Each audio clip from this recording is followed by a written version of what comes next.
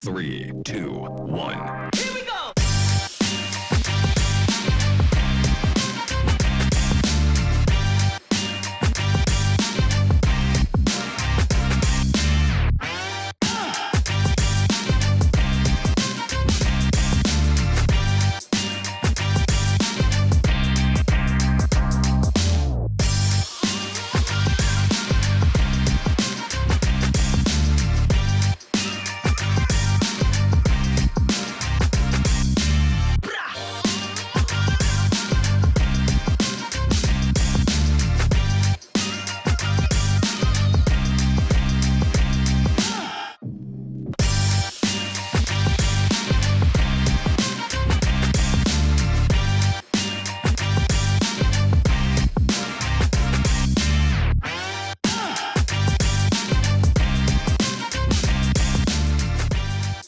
Bonjour à vous toutes et bonjour à vous tous, et très heureux de vous retrouver pour ce nouveau numéro de la matinale de l'économie. Vous savez que nous nous approchons petit à petit du 26 janvier qui sera la date de diffusion des étoiles de l'économie en direct depuis le Palais Bourbon, une cérémonie que vous pourrez suivre sur le www.larepubliquedespyrénées.fr. Aujourd'hui, nous allons parler plus particulièrement d'adaptation des organisations, de management, de ressources humaines, de formation. Nous le ferons avec Bruno Robaly. Bonjour mon cher Bruno. Bonjour Eric. Et avec des invités qui vont nous rejoindre, nous recevrons tout à l'heure l'entreprise EOV ainsi que l'entreprise Sofrecide, deux tailles d'entreprises très différentes, et nous verrons de quelle façon ces deux entreprises paloises ont su se réadapter, de quelle façon aujourd'hui le management s'évalue chez elles de façon très différente. Et puis nous entretiendrons avec Didier Laporte, le président de la Chambre de commerce et industrie, qui va nous rejoindre en plateau dans quelques instants, une fois que nous aurons entendu les propos introductifs d'Éric Normand, qui nous a rejoint, le chef d'édition de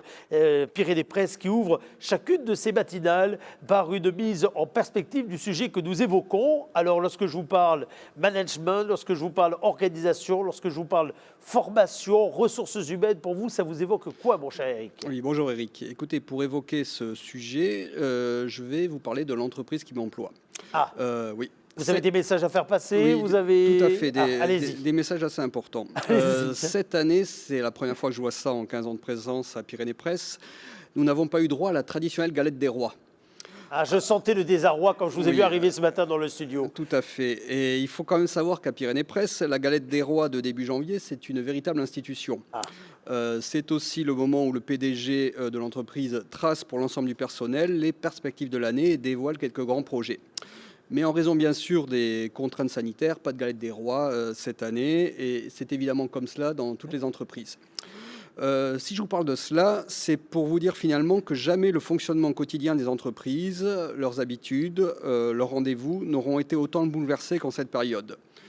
Surtout que 2020 aura notamment vu le développement, parfois à marche forcée, d'un concept qui existait déjà mais avait parfois du mal à s'imposer. Je parle bien sûr du télétravail. Si télétravailler n'est pas possible partout, ni dans toutes les branches, on estime quand même aujourd'hui que 40% des emplois sont télétravaillables. Alors, ce chiffre est issu d'une étude de France Stratégie. Le principal obstacle à lever reste souvent la réticence du chef d'entreprise ou du management. Ils ont tendance parfois à penser qu'une fois chez lui, le salarié va se la couler douce. Or, ce n'est pas vrai. Une autre étude américaine. C'était le deuxième message personnel que vous vouliez faire passer, c'est Tout ça? à fait. Très bien. Tout à fait. D'ailleurs, mon directeur est dans la salle, donc j'espère qu'il a Qu'il a entendu. Vous avez bien tout à raison. fait. Donc, une autre étude américaine, celle-là, a calculé que les employés en télétravail avaient en moyenne une productivité de 13% supérieure à ceux qui étaient en présentiel.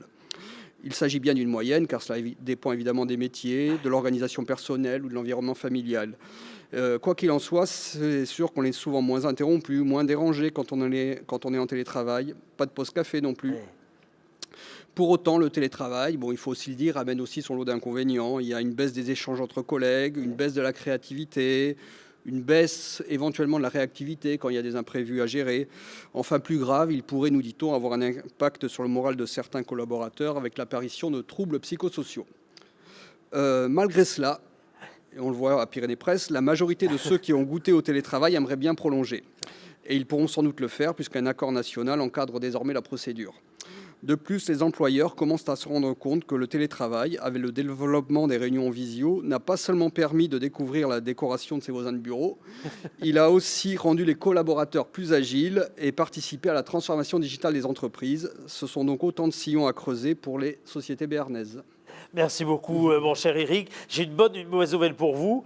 Quelqu'un vient d'entrer dans le studio. La mauvaise nouvelle, ce n'est pas le boulanger pour vous apporter la galette que je sens bien vous réclamer à corps et à cri, l'air de rien dans cette chronique. Mais c'est le président de la Chambre de commerce et d'industrie avec qui nous allons parler justement de ce sujet plus en détail, Didier Laporte. Nous parlerons d'ailleurs plus en détail de ce sujet également le 26 janvier à partir de 18h, puisque nous serons accompagnés par Julien de Funès, dont beaucoup des derniers écrits traite de ce sujet, plus généralement d'ailleurs de ce qu'il bouleverse dans les relations entre les uns et les autres, au travail et en famille.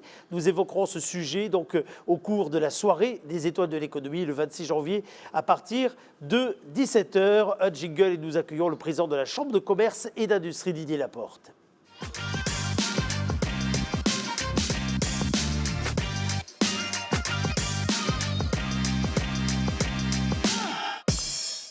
Nous avons donc rejoint au plateau, comme annoncé, Didier Laporte, président de la Chambre de commerce et d'industrie Pau Béarn. Bonjour mon cher Didier. Bonjour Eric, bonjour Bruno. Merci à vous de nous avoir rejoints. Et puis juste à côté, Guillaume Lossel, qui est le directeur de Sofrecit Engineering depuis 2013 maintenant, une centaine de collaborateurs pour cette filiale à 100% de SAIPM SA. Sofrecit Engineering a été fondée en 1958 déjà. Et aujourd'hui, on en reparlera tout à l'heure, votre cœur de métier, il est axé vers les nouvelles énergies, beaucoup plus qu'évidemment c'était le cas en 1958 à la création. Bonjour Guillaume. Tout à fait, bonjour à vous.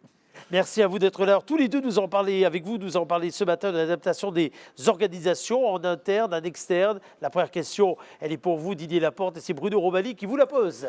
Oui, Didier, vous êtes partenaire et on va parler aujourd'hui de l'adaptation des organisations. Concrètement, à la CCI, comment ça s'est passé cette année 2020 qui vient de se terminer en termes d'adaptation des organisations? Alors comment ça s'est passé? Dès le 16 mars et dès l'annonce du premier confinement, il a fallu que nous nous adaptions et il a fallu bien évidemment que nous répondions au mieux aux besoins de nos ressortissants qui avaient un certain nombre de questions bien entendu à nous poser. Et notamment les premières questions étaient tout simplement des questions assez pragmatiques et très pratico-pratiques. C'était est-ce que j'ai le droit d'ouvrir?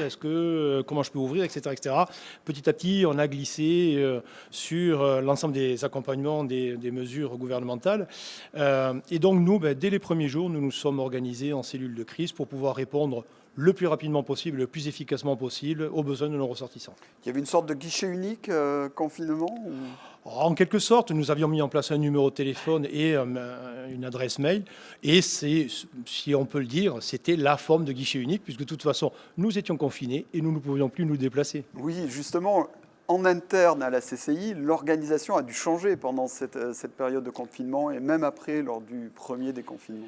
Complètement, nous avons, l'ensemble de nos collaborateurs ont été bien évidemment formés à pouvoir apporter le maximum de débuts de réponse parce qu'on ne pouvait pas apporter la totalité des réponses.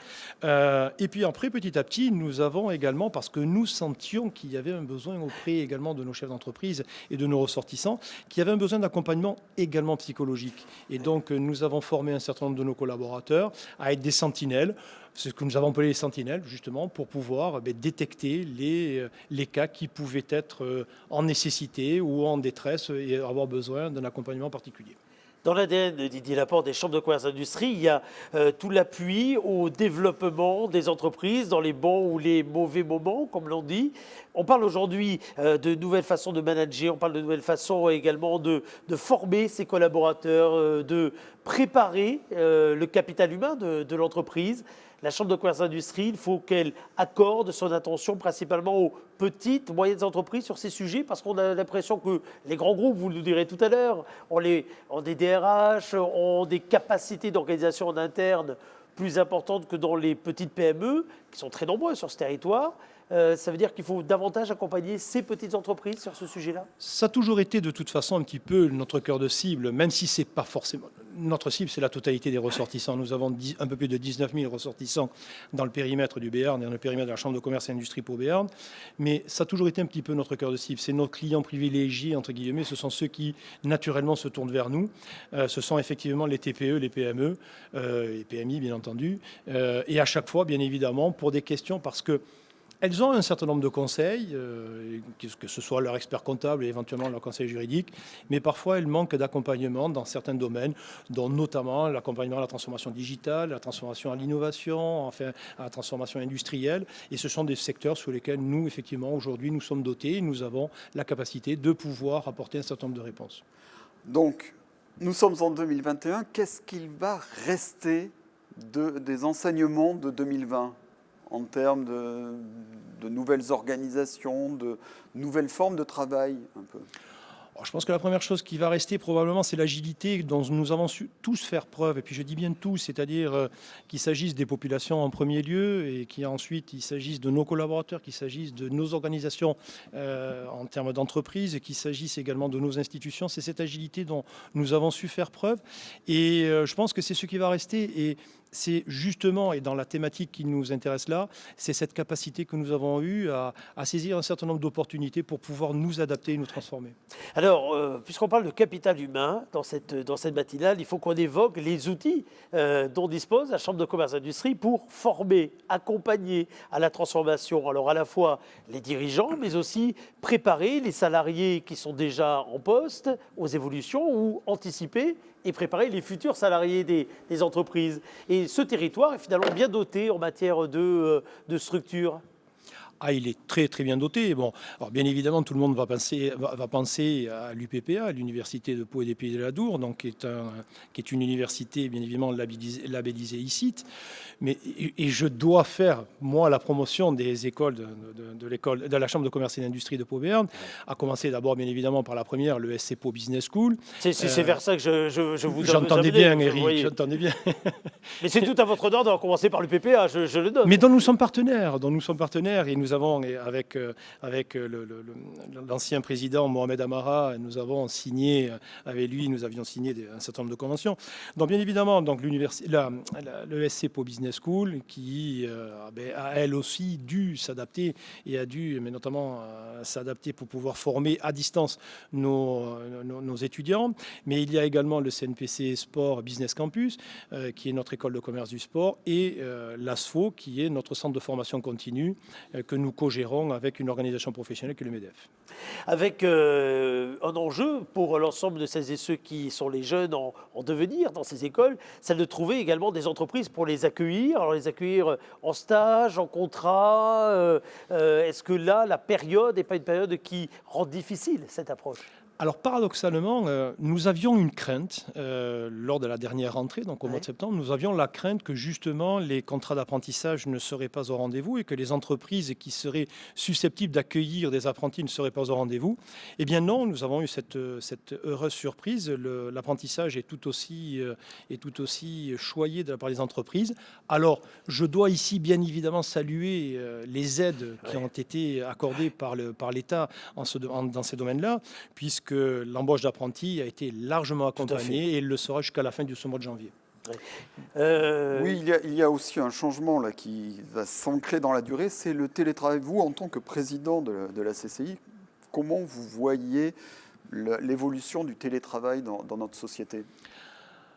Alors, lors du premier confinement, tout le monde s'est trouvé confronté à cette problématique du télétravail. Nous avons dû tous nous organiser pour pouvoir permettre à nos collaborateurs de pouvoir travailler depuis chez eux. Et puis, très vite, on s'est rendu compte que c'était difficile quand même de manager des équipes à distance et que les équipes elles-mêmes avaient besoin de se retrouver, ne serait-ce que pour faire ce que nous appelons communément dans nos entreprises l'esprit d'équipe et l'esprit de groupe. C'est difficile de faire un sport co en étant chacun chez soi. Finalement, ça fait du sport co-individuel et je ne vois pas comment on peut y arriver. Et donc, c'est la raison pour laquelle je crois que le télétravail, certes, est amené à se développer et sera plus présent dans nos modes de management de demain et dans nos modes de fonctionnement de demain. En revanche, je reste convaincu qu'il sera quand même à la marge, il sera partiel, il ne sera pas total parce que les équipes ont besoin de se retrouver. Alors, le télétravail, Guillaume Lossel, vous l'avez mis en place chez vous, du côté de Sofrecid Engineering, lors du premier confinement et peut-être maintenant encore? Tout à fait, oui. Donc, dans le cas du premier confinement, le 16 mars, on s'est retrouvé comme la plupart des entreprises françaises à devoir s'organiser différemment, en tout cas à devoir arrêter nos activités au bureau.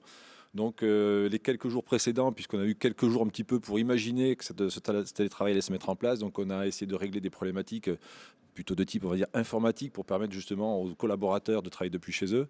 Et donc voilà, du 16 mars, du jour au lendemain, l'ensemble des collaborateurs étaient retournés chez eux avec leur matériel informatique, avec quelques autres moyens pour leur donner quand même des conditions de travail à peu près correctes. Voilà, mais en tout cas, c'était une nécessité, ça a bien fonctionné.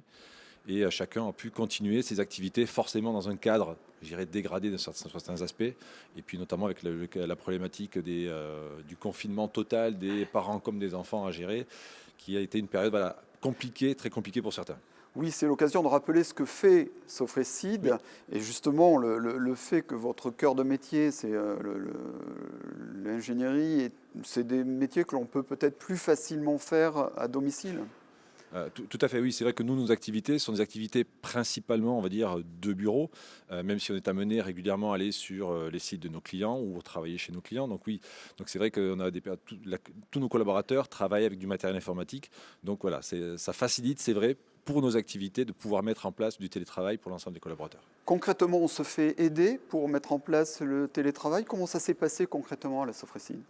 Alors, comme on vous disait auparavant, on a la chance d'appartenir à un groupe, donc on a déjà un certain nombre d'infrastructures informatiques liées à un grand groupe, donc qui facilite justement du travail multi-établissement, en tout cas déjà en place chez nous. Ce multi-établissement est devenu en multi-site avec chacun qui travaillait chez lui. Voilà, donc on avait quand même un certain nombre de choses propices en tout cas à le mettre en place. Par contre, on n'avait jamais encore à ce stade testé du télétravail massif comme ça l'a été. Donc ça s'est globalement bien passé. Et concrètement, avantages, inconvénients du télétravail ? Alors, je rejoindrai ce que disait Didier précédemment, c'est que les collaborateurs y trouvent un certain nombre, d'avantages personnels sur l'équilibre vie privée, vie professionnelle. Par contre, et on le voit peut-être encore plus aujourd'hui dans cette période actuelle de deuxième télétravail, puisqu'on est de nouveau encore en télétravail. Là, pas total, mais en tout cas, principalement, plus des 3/4 de nos collaborateurs travaillent à domicile. Beaucoup aujourd'hui qui sont en télétravail prolongé demandent à pouvoir rentrer au moins 1 à 2 jours par semaine, parce que voilà, il manque aujourd'hui ce lien avec les équipes, même si on a beaucoup d'outils. Teams aujourd'hui est beaucoup utilisé, mais ça peut être d'autres outils pour que les gens communiquent et travaillent ensemble. Voilà, mais ce lien de relation de personne à personne aujourd'hui est quelque chose qu'on sent qui est manquant. De façon plus large que le télétravail, est-ce que vous avez l'impression, Guillaume Lossel, que ces dernières années, il y a eu un profond changement dans la façon dont on organise le management, dans la façon dont il est perçu, dans la façon dont il est ou pas un outil également d'attractivité lorsqu'il s'agit de recruter, lorsqu'il s'agit d'aller chercher des compétences ailleurs? Ah oui, je pense que clairement aujourd'hui, les attentes, alors de manière générale, des salariés dans l'entreprise ou en tout cas des jeunes qui rentrent dans le monde du travail est différente de celle qu'on pouvait avoir, il y a un certain nombre d'années. Donc forcément, l'entreprise a besoin d'évoluer et c'est des choses sur lesquelles nous, on s'est inscrit également dans ces changements-là. Alors le télétravail, on n'y était pas encore. Par contre, on était dans la phase justement, nous, du télétravail, je vais dire normal, celui qu'on veut mettre pour demain dans une période normale. Donc, on était en train justement de vouloir le mettre en place. C'était fin mars qui devait démarrer en phase de test. Malheureusement, ça n'a pas pu se faire puisque c'était du massif. Voilà. Mais on y est maintenant en train de démarrer cette phase. Justement, ça rentre aussi dans une démarche plus globale de RSE, développement durable au sein de votre société. Oui, tout à fait. Et on a même mis notre démarche en parallèle en place. C'est une démarche de QVT, donc la qualité de vie au travail, une démarche qui a été mise en place au travers de l'association Lac+. Donc voilà, donc ça fait un peu plus d'1 an maintenant également qu'on est dans cette démarche de QVT qui a également été perturbée forcément par cette période de Covid, mais qui se poursuit encore aujourd'hui. La transition est toute trouvée puisque vous parlez de Lac+, vous en êtes le vice-président d'ailleurs. Cette structure fait partie des structures soutenues par la Chambre de commerce et d'industrie. Elle a dans ses particularités originelles, et j'ai envie de dire, cette capacité à faire travailler les grands donneurs d'ordre avec les plus petites structures qui sont autour sur le bassin de Lac.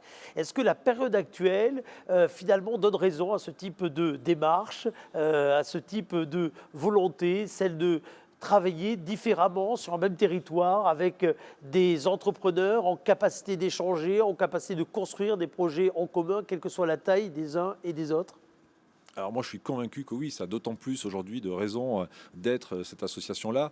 Après, on s'aperçoit aussi que c'est compliqué aussi dans ces périodes-là parce que les entreprises sont face à une situation qui est inédite, à gérer des Et à problématiques gérer des nouvelles, urgences nouvelles. à gérer des bien sûr, urgences, Nathan. beaucoup de Ouais. problématiques sociales et n'ont pas forcément le temps, je dirais, de regarder ce qui se passe autour. Donc l'association a essayé d'accompagner justement les dirigeants d'entreprise dans le cadre des mises en place des directives qui changeaient tous les jours, se donner quelque part quelques bonnes pratiques mises en place par les uns et par les autres, les aider à s'approvisionner en masques parce que l'approvisionnement en masques était compliqué. Voilà. On a essayé en tout cas d'apporter un certain nombre de supports aux adhérents, mais en tout cas clairement aujourd'hui oui, je dirais les synergies entreprises, je dirais il ne faut surtout pas se retourner les uns chacun chez soi, mais au contraire s'ouvrir les uns vers les autres. Ça vous parle, ça, Didier Oui, Laporte? Didier, vous regardez tout ce que font les entreprises du Béarn pour en tirer des enseignements? Bien évidemment, on regarde et on suit avec attention. Vous le disiez, ça a été dit tant par Guillaume, mais par vous-même également. C'est vrai qu'aujourd'hui, je crois que les entreprises et les entrepreneurs ont besoin aussi, même s'ils gèrent l'urgence et qui se retrouvent dans des situations assez inédites, on voit que les entrepreneurs et les chefs d'entreprise ont besoin de cette communauté des chefs d'entreprise, justement, pour pouvoir leur permettre de profiter des expériences des uns et des autres. C'est toujours ce que moi j'ai souhaité faire. Je crois que quelque chose comme ce que nous faisons aujourd'hui, notamment en matière dans les matinales de l'économie, mais également des étoiles de l'économie, c'est exactement ça, c'est pour pouvoir faire bénéficier de l'expérience des uns et des autres à l'ensemble de la communauté des chefs d'entreprise et des entreprises. Alors, tous les deux, dernier exercice avant d'accueillir notre prochain invité, l'entreprise EOV qui, pendant cette période tout à fait particulière, a dû se mobiliser encore davantage ses équipes pour arriver à répondre à la demande. C'est notamment le cas lors du premier confinement avec tous ces appareils qu'il fallait livrer dans les hôpitaux, ô combien des appareils qui ont été absolument vitaux, c'est le moins que l'on puisse dire. Dernière question, c'est la période des vœux là. L'année dernière, on n'aurait jamais imaginé passer l'année 2020 que nous avons passée. On est au début de 2021, on voit bien que les perspectives sont compliquées en matière de visibilité. Projetons-nous, on est dans 1 an, on est dans 2 ans. À votre avis, qu'est-ce qui doit avoir changé en matière d'adaptation des organisations, en matière de management? Qu'est-ce qui aura changé profondément dans les entreprises, Guillaume? Alors, je pense que d'une part, le télétravail aura clairement pris une place beaucoup plus importante dans le fonctionnement des entreprises. Ça sera le cas notamment chez nous. Mais je pense aussi que les relations, je dirais, dans l'entreprise auront changé. On voit qu'aujourd'hui, les collaborateurs ont peut-être accéléré par cette période, je dirais, de Covid, eu des aspirations qui ont évolué. Et ça, aujourd'hui, clairement, les entreprises vont devoir le prendre en compte. Didier Laporte. Alors, je pense qu'en matière de transformation et d'adaptation, les entreprises, au-delà du management, bien évidemment, dont nous avons parlé, et en matière notamment de développement du télétravail, je pense que, et c'est tout un pan du plan de relance dont nous faisons la promotion, c'est effectivement parce qu'on la est toujours dans numérisation et cette la période, bien digitalisation. sûr. Voilà. Ouais. C'est ce qu'il faudra faire. Je pense que les maîtres mots seront la digitalisation, transformation, innovation. C'est exactement des postes sur lesquels la Chambre de commerce et d'industrie vient de se renforcer en termes d'effectifs. Nous venons de faire un certain nombre de recrutements en la matière. Ah oui, c'est vrai qu'on aurait pu vous interroger là-dessus parce que vous J'aurais faites aimé. partie des structures, attendez, vous faites partie des structures qui avaient embauché, qui avaient renouvelé une partie de vos équipes. Parce que nous avons su nous transformer lorsqu'il était l'heure de nous transformer, c'était en 2018, qu'à partir de là, nous avons trouvé un modèle économique et que ce modèle économique aujourd'hui nous permet justement de faire des embauches. Hier, nous licencions, aujourd'hui, nous embauchons. Et ça peut paraître paradoxal. mais vous savez, et dans cette période-là, il fallait que l'on donne ce signe-là. Il fallait que nous soyons en totale phase, je dirais, et totalement en phase avec le plan de relance voulu par le gouvernement.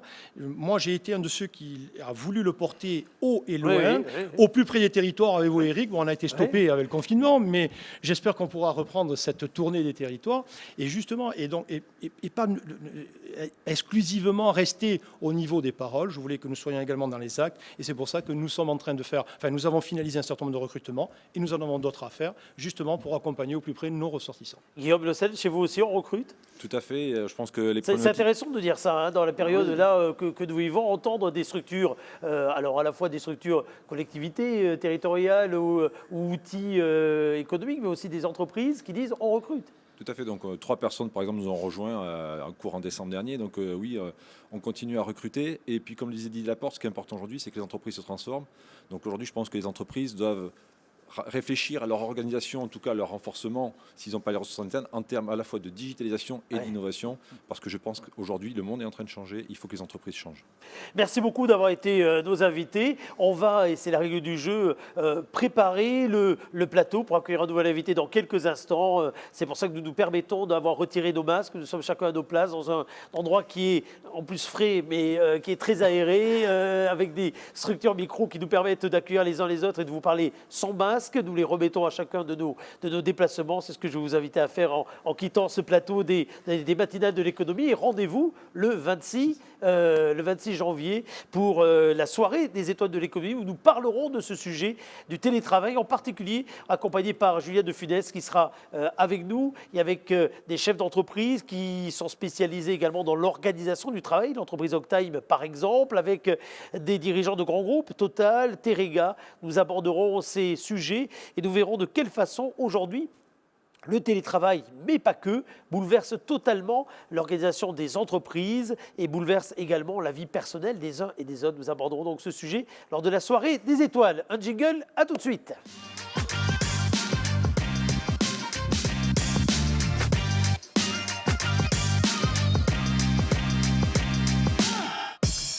Nous eussions pu recevoir l'entreprise qui va être notre invité maintenant dans une autre catégorie, la catégorie innovation, la catégorie anticipation également. C'est d'ailleurs comme ça qu'on a déjà connu l'entreprise EOV au cœur des étoiles de l'économie. Mais pour l'heure, c'est dans cette catégorie, ce tour de ce sujet, adaptation des organisations. Nous avons le plaisir de recevoir à distance Fabien Coteau, le directeur d'EOV.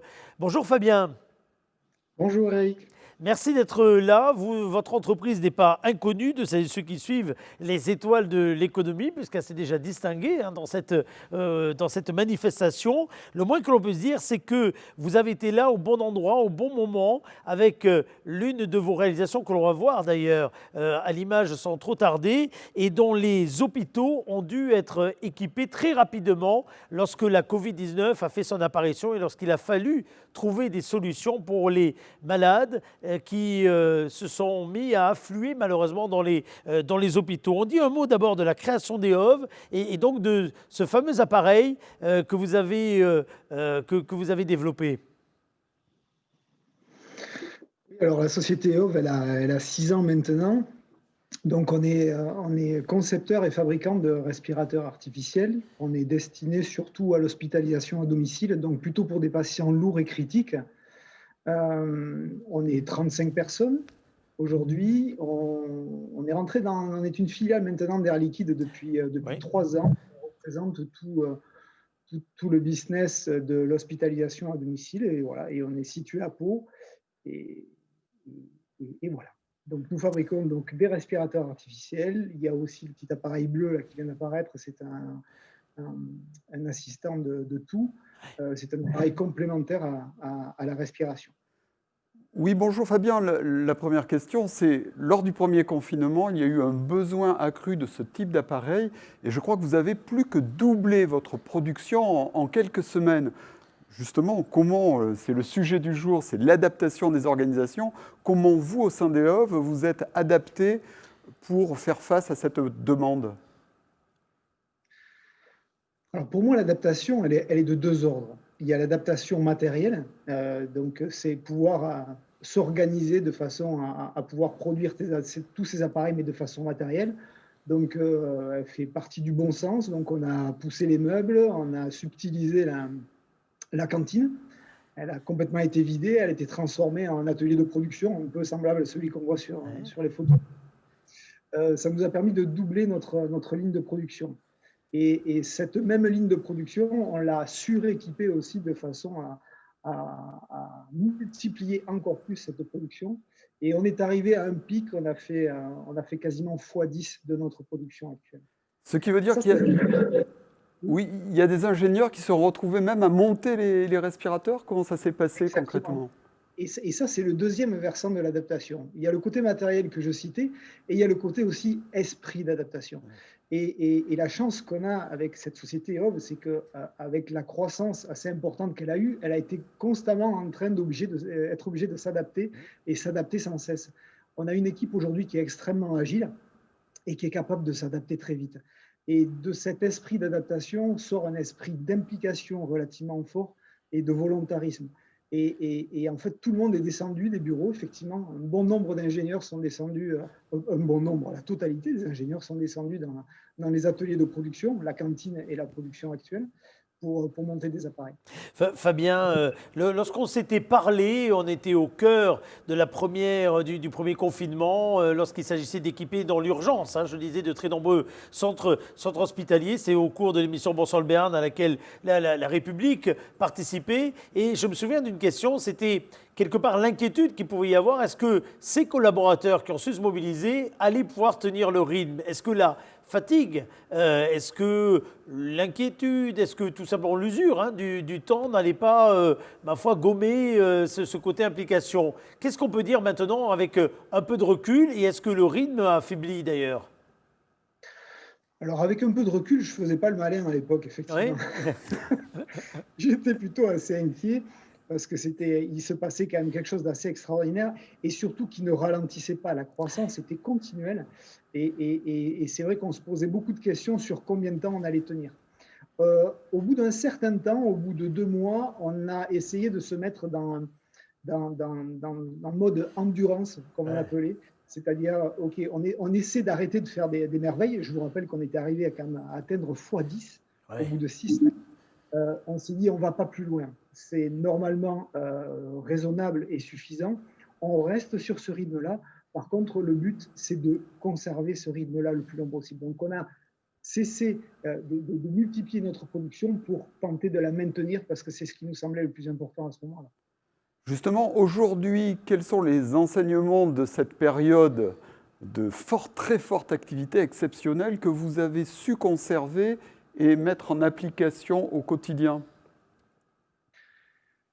Alors moi, ce que je retiens essentiellement, c'est l'esprit d'équipe qui est né de ce moment-là. C'est-à-dire que j'ai eu des personnes tellement volontaires et tout ça s'est fait dans de telles conditions. Alors, les conditions étaient abominables extérieurement, au niveau sanitaire, et à l'intérieur, bizarrement, les conditions étaient très bonnes parce que tout le monde était volontaire, tout le monde voulait y aller, et on a eu une implication hors norme de toute cette équipe. Je retiendrai beaucoup ça. Et après, cette capacité finalement d'adaptation, maintenant on sait qu'on peut s'adapter et qu'on peut croître facilement et rapidement. Et alors justement, côté aujourd'hui business, côté commande, vous en êtes où? Alors, c'est tout simplement revenu à la normale. D'accord. Voilà. C'est-à-dire que le pic a été absorbé à la sortie de l'été, en fait. Il s'est poursuivi jusqu'à la fin de l'été et les conditions sont redevenues tout à fait normales. Vous faites partie de ces entreprises, et on le voit bien, à l'intérieur de laquelle le capital humain a une importance tout à fait première. Aujourd'hui, on arrive à anticiper les futures créations de postes, la future croissance, entre guillemets, normale, parce que vous avez la modestie de dire normale, mais on peut quand même continuer à parler de croissance vous concernant. Oui, j'allais répondre effectivement comme ça. C'est-à-dire que ça fait 6 ans que EOV existe. La croissance, elle est tout le temps aussi importante, ce qui fait qu'on est un peu tout le temps dans le même schéma. Mais est-ce qu'aujourd'hui, il y a encore une fois, sur la capacité à recruter, à intéresser, à aller chercher des talents, comme on dit beaucoup aujourd'hui, comment dire, le moment est plus compliqué ou moins compliqué ou identique à avant? Parce que vous avez des besoins de recrutement qui sont bien spécifiques chez vous, hein. Oui, alors je ne vous cacherai pas que le fait que la société soit visible de par vos intentions notamment, donne quand même pas mal de crédit à EOB aujourd'hui. Et aujourd'hui, je pense qu'on est une société attractive. Donc, on n'a pas vraiment de souci de recrutement aujourd'hui. On trouve assez facilement de la main-d'œuvre, quelle qu'elle soit, que ce soit de la production sur des services support ou même en R&D. Sur les produits en eux-mêmes, donc vous les écouliez essentiellement sur le domicile, l'hospitalisation à domicile. Est-ce qu'il y a eu un changement aussi de ces débouchés? Alors avec le Covid, effectivement, on a équipé également des hôpitaux, même si ce n'était pas l'appareil de première ligne, pas l'appareil dit de réanimation. Il n'empêche que dans un second temps, il pouvait être tout à fait utilisé, voire donc en sortie de réanimation, justement. L'appareil a souvent été utilisé dans ces phases-là, de façon à ne pas mobiliser le gros appareil de réa qui lui était équipé dans les chambres de réanimation. Ça reste normalement un marché temporaire, d'accord. On va reprendre notre marché courant, qui est le marché du domicile, et qui a toujours besoin de nous. Malheureusement, j'ai envie de dire, nos patients sont toujours là, et il faut qu'on puisse continuer à les suivre. Et il faut toujours innover, même sur ce marché-là? C'est hyper important. La R&D est le service le plus prépondérant dans l'entreprise aujourd'hui. C'est vraiment le service le plus costaud, et on travaille sans cesse sur des renouvellements. On a tout un tas de projets. J'espère pouvoir vous les présenter dans quelques temps. Et les modes de fonctionnement de l'entreprise ont été modifiés profondément et durablement? Je parle notamment au télétravail, par exemple, ou pas forcément? Alors oui, on a du télétravail. Alors forcément pas sur les personnes qui fabriquent et qui montent les appareils. Toutes les autres fonctions support sont bien évidemment, elles, en télétravail, mais ça se passe relativement bien. Il y a des moyens de communication tels aujourd'hui que le travail est considérablement facilité, donc ça se gère très bien. Merci beaucoup Fabien Coteau d'avoir été avec nous. C'est pas trop de dire pour une entreprise comme la vôtre qui, encore une fois, a toujours été en croissance, qui a intégré un groupe, et pas un petit groupe, hein, ces derniers mois, qu'il y aura un avant et un après 2020. Alors, pardon, mais je vais répondre juste par il y aura eu un 2020. D'accord. Ouais, il y aura eu un 2020. Je ne sais pas comment. Non, mais votre réponse, en tout cas, votre réponse est pleine de sens et de bon sens. Merci beaucoup à vous, mon cher Fabien, d'avoir été notre invité. Merci. Oui.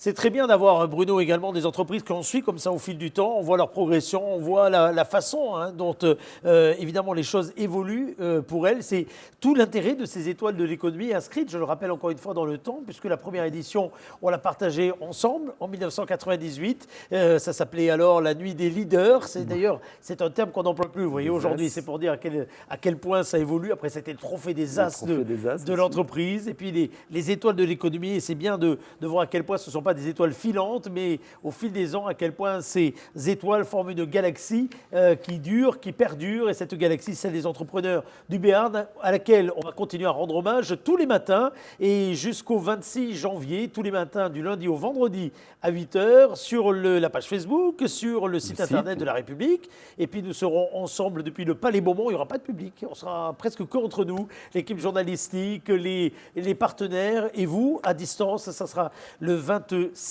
janvier prochain à partir de 18h avec Juliette Funès, avec laquelle nous parlerons en particulier de l'adaptation des organisations, le sujet que nous abordions aujourd'hui. Merci et rendez-vous demain à 8h.